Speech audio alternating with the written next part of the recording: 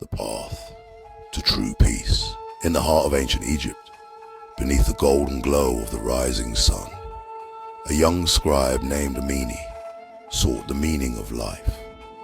Though he was learned in scripture and numbers, his heart remained restless. One evening, he approached the temple priest, an aged man named Khufu, and asked, "How does one find true peace?" Khufu simply smiled and handed Amini an empty scroll. "Fill this with all you know," he said.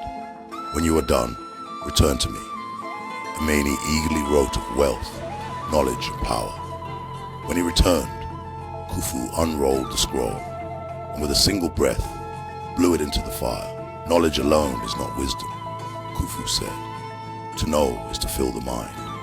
To understand is to free the soul." Determined, Amini spent years in service helping farmers, healing the sick, and listening to the struggles of the people. In their joy and sorrow, he discovered something profound.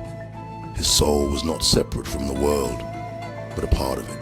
Years later, he returned to Khufu, his heart serene. "I no longer seek peace," he said. "I have become, for true wisdom is not in seeking the universe.